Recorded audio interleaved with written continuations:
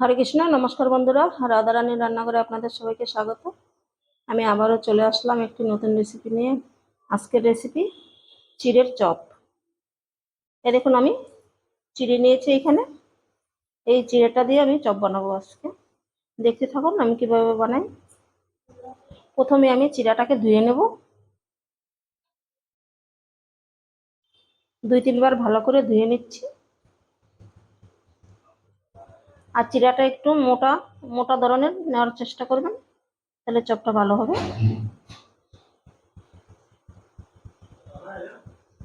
চিড়েটাকে আমি ভালো করে ধুয়ে নিয়েছি, 5-6 বার করে ধুলাম। এখন এই দেখুন, একটা ছাঁকনি নিয়েছি। এই ছাঁকনির মধ্যে জলটাকে ঝরতে দেব।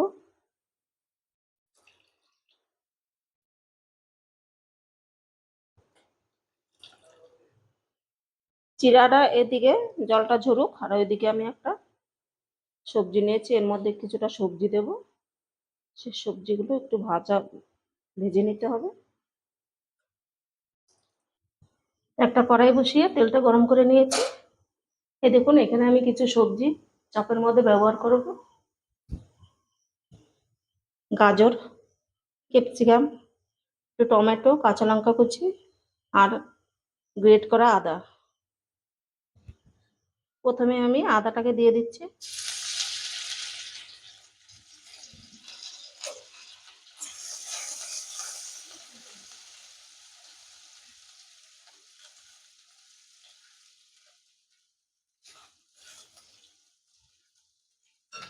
এরপরে দিয়ে দেব কাঁচা লঙ্কাগুলো।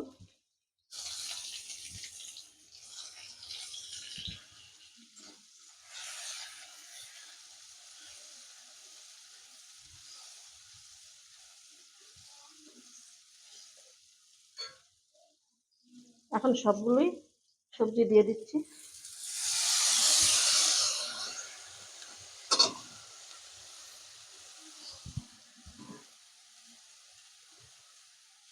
লবণ দিয়ে দিচ্ছি পরিমাণ মতো।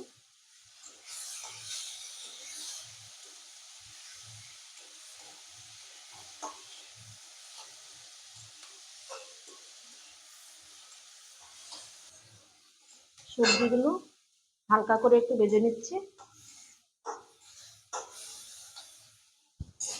সবজিগুলো আমি 4 মিনিটের মতন ভেজে নিলাম। এখন তুলে নিচ্ছি।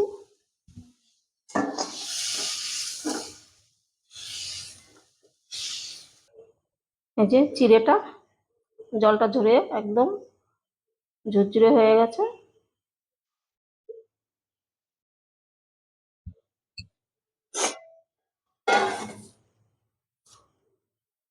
সবজিগুলো আমি নিয়ে নিলাম।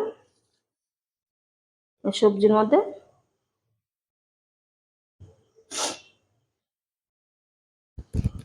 চিড়েগুলো দিয়ে দিলাম।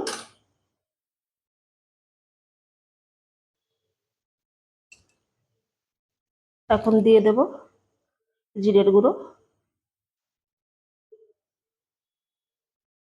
কাঁচা লঙ্কা দেওয়া আছে তাই চিলি ফ্লেক্স দিয়ে দিচ্ছি একটু,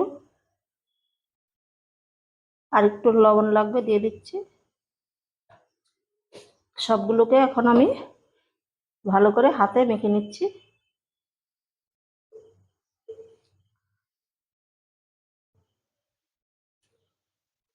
এভাবে চটকে চটকে মাখতে হবে।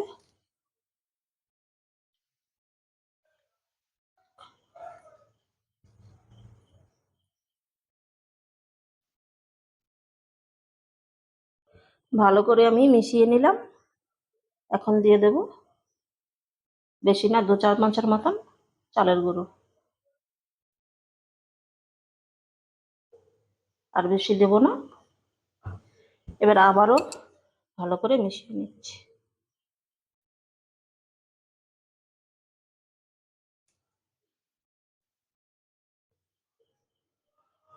ভালো করে মিশিয়ে নিলাম।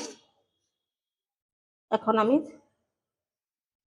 চপের আকারে করে নেব।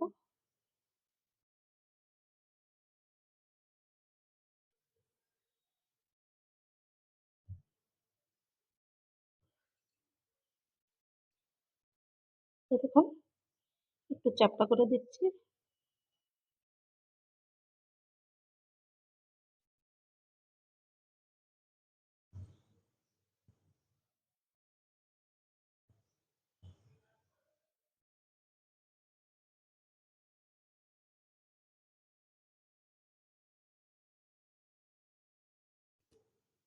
ঠিক এরকম করে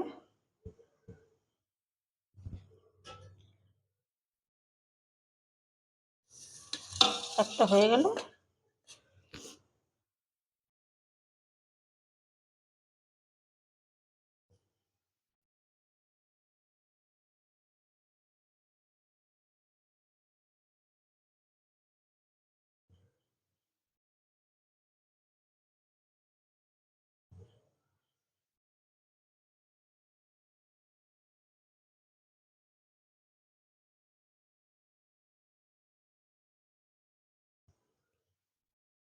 ঠিক এরকম করে সবগুলো বানিয়ে নিচ্ছি।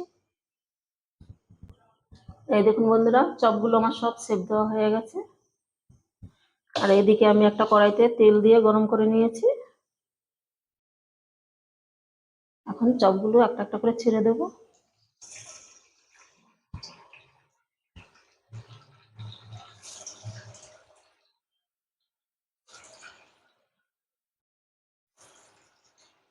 প্রথমে তেলটা হাই হিটে গরম করে তারপরে একদম কমিয়ে দিতে হবে, কমিয়ে তারপরে এই চপগুলো ছাড়তে হবে। আমি কিছুটা পরিমাণে ছেড়ে দিলাম। এক পিঠ ভাজা হয়ে গেলে তারপরে উল্টে দিচ্ছি। এই দেখুন এক পিঠ হয়ে গেছে, এখন উল্টে দেব।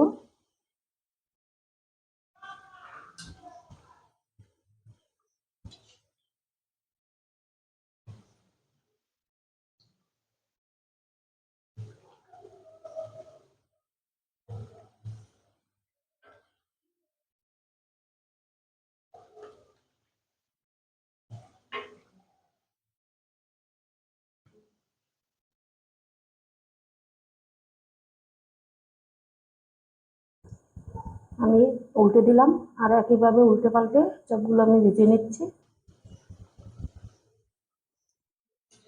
চপগুলোকে আমি উল্টে পাল্টে দেখুন লাল লাল করে ভেজে নিয়েছি, এখন তুলে নেব।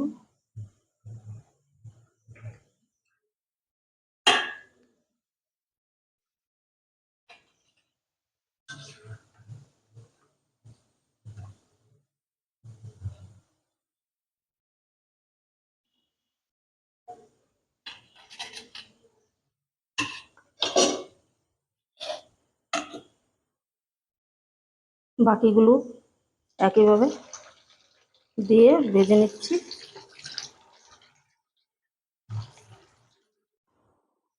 এই দেখুন বন্ধুরা, সবগুলো চপ আমার ভাজা হয়ে গেছে।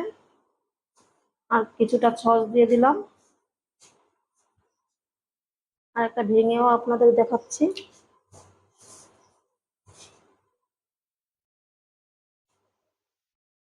এই দেখুন,